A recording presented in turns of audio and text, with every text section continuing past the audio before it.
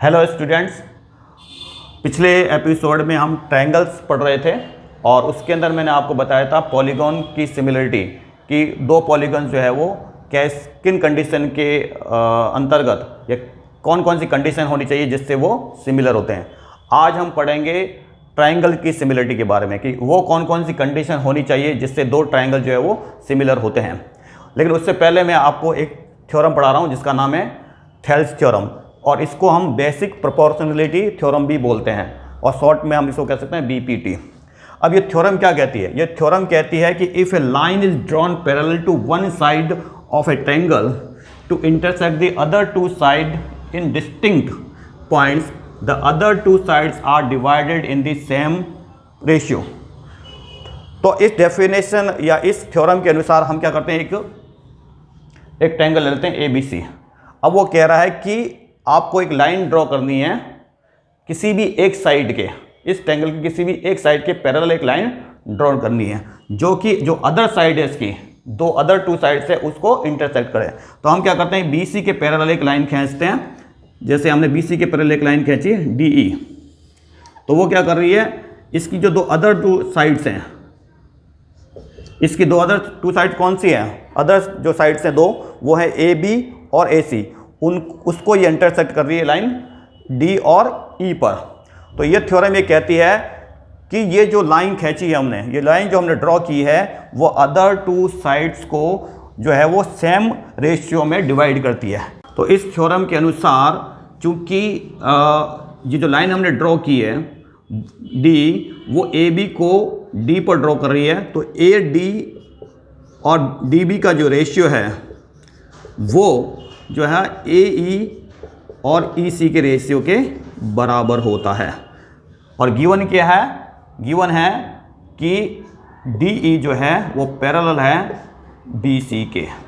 यानी कि इसका मतलब ये हुआ कि एक ट्रायंगल के अंदर यदि हम किसी एक साइड के पैरेलल कोई लाइन खींचते हैं और वो यदि दो अदर जो साइड है उसको इंटरसेक्ट करती है, तो ये लाइन जो है वो उन दोनों साइड्स को इक्वल प्रोपोर्शन में डिवाइड करती है।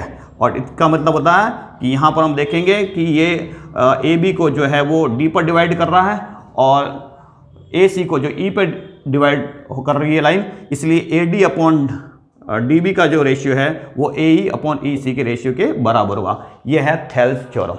अंडरस्टैंड बच्चों? अब हम पढ़ेंगे सिमिलरिटी ऑफ ट्रायंगल्स। इसका मतलब यह है कि यदि हमें दो ट्रायंगल्स दे रखे हों तो हम उन कंडीशंस के बारे में पढ़ेंगे जिससे कि वे दोनों जो है ट्रायंगल वो सिमिलर हों।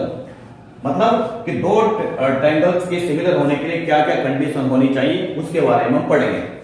बच्चों, हम जानते हैं कि एक ट्रायंगल जो होता है वो एक पॉलीगॉन भी होता है, इसीलिए दो ट्रायंगल्स की सिमिलरिटी के लिए कंडीशन वही होती है जो दो पॉलीगॉन की सिमिलरिटी के लिए होती है। और पहली कंडीशन ये होती है कि उनकी जो नंबर ऑफ साइड्स है वो इक्वल होनी चाहिए। तो हम देखते हैं कि यदि हम दो ट्रायंगल लेंगे तो उनके अंदर नंबर ऑफ साइड जो है वो इक्वल होती है, वो होती है 3। अब बात करेंगे अदर टू कंडीशंस की जो सेटिस्फाइड होनी चाहिए, तब जाकर के जो ट्रायंगल है वो क्या होते हैं, सिमिलर होते हैं। तो हम लेते हैं, हम दो ट्रायंगल लेते हैं ए बी सी और P Q R, A B C और पी क्यू आर लेते हैं। अब ये जो दो ट्रायंगल्स हैं वो जो है वो सिमिलर कब होंगे? पहली कंडीशन उनकी ये होगी कि their corresponding angle are equal, यानी कि उनके जो कॉरस्पॉन्डिंग एंगल्स हैं वो इक्वल होने चाहिए। अब देखो ए बी सी ट्रायंगल है और पी क्यू आर ट्रायंगल है, तो इस ट्रायंगल का के अंदर जो एंगल ए है उसका कॉरस्पॉन्डिंग एंगल पी है, तो ए जो है वो पी के बराबर होना चाहिए। फिर बी का जो कॉरस्पॉन्डिंग एंगल वो क्यू है, तो बी क्यू के बराबर होना चाहिए, और सिमिलरली सी जो है वो आर के बराबर होना चाहिए। अब दूसरी कंडीशन है कि ये जो दो ट्रायंगल हमें दे रखे हैं उनकी जो कॉरस्पॉन्डिंग साइड्स हैं उनका रेशियो जो है वो इक्वल होना चाहिए। अब हम बात करें कॉरस्पॉन्डिंग साइड की, तो देखो इस ट्रायंगल के अंदर जो ए बी साइड है उसके कॉरस्पॉन्डिंग साइड इस ट्रायंगल के अंदर है P Q. Similarly B C के जो कॉरस्पॉन्डिंग साइड्स हैं वो है क्यू आर, और AC के जो कॉरस्पॉन्डिंग साइड्स हैं वो है PR। तो ये जो रेशियो है वो होना चाहिए, इक्वल होना चाहिए। ये तीनों रेशियो जो है आपस में इक्वल होना चाहिए, तब ये दोनों जो ट्रायंगल्स हमको दिए हैं वो कहलाएंगे सिमिलर। Okay understand students. अब हम जो हमने थेरेस थ्योरम पढ़ी उस पर कुछ एक्सरसाइज करेंगे। अब हम पढ़ रहे हैं एनसीईआरटी की जो बुक है उसका एक्सरसाइज 6.2 का पहला क्वेश्चन और उसका पार्ट 1। उसमें देखो एक डायग्राम दे रखा है और उस डायग्राम के अंदर ये दे रखा है कि DE जो है वो पैरेलल है BC के, और हमें फाइंड करना है EC की वैल्यू फाइंड करनी है।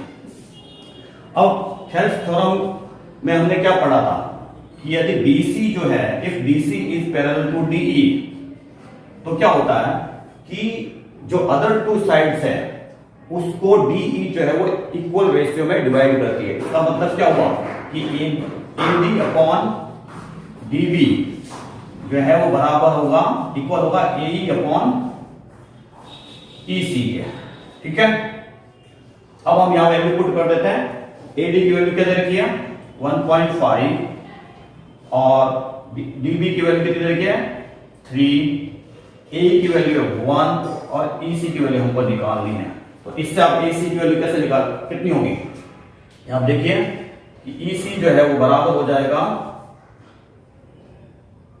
3 upon 1.5 that is equal to 2 centimetre. तो इस प्रकार से हम थेरेस थ्योरम से हमने इस EC की वैल्यू निकाल ली है।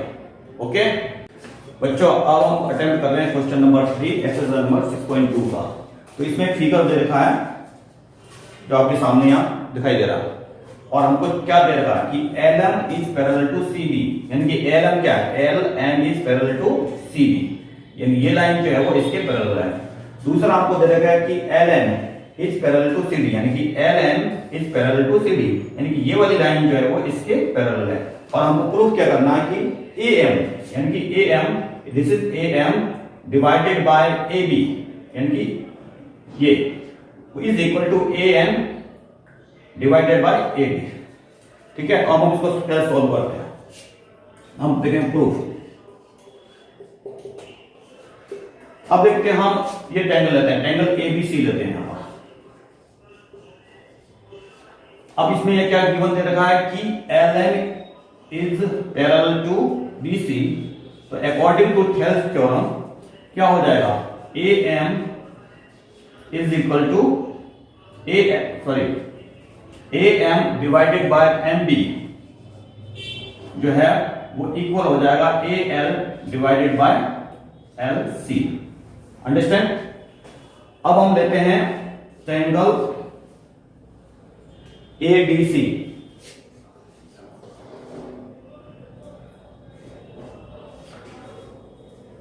अब इसके अंदर हमको दे रखा है कि LN जो है वो पैरेलल है CD के। तो अकॉर्डिंग टू थेरेस थ्योरम जो है, थेरेस थ्योरम के अनुसार क्या हो जाएगा, AN जो है वो डिवाइडेड बाय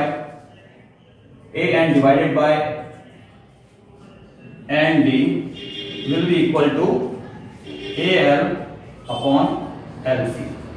ठीक है, अब देखिए कि हमने देखें कि यहां पर 1 और 2 को यदि हम देखें तो इससे प्रूव हो रहा है कि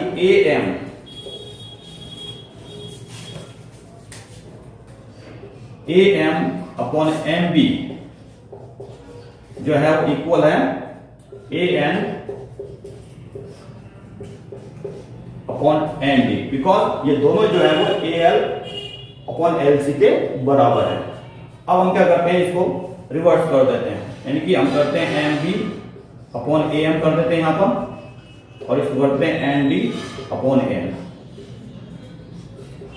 अब हम दोनों तरफ 1 1 जोड़ देते हैं।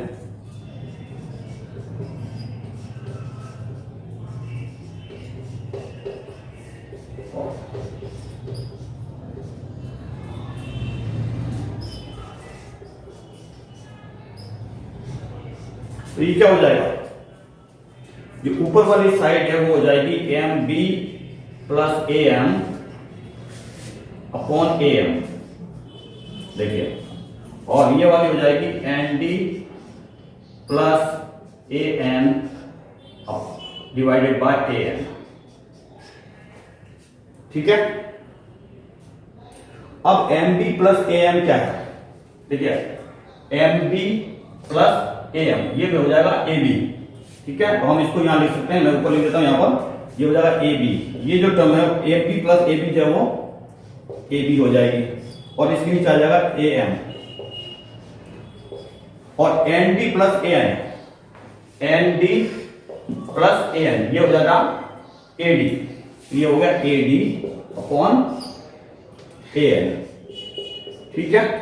अब इसको हम वापस रिवर्स करते हैं, तो ये हो जाएगा A M upon A B, और ये हो गया A N upon A B, hence prove, ये हमें प्रूव करना था, तो ठीक है, ये हमने प्रूव किया, अंडरस्टैंड। तो बच्चों आज के लिए बस इतना ही।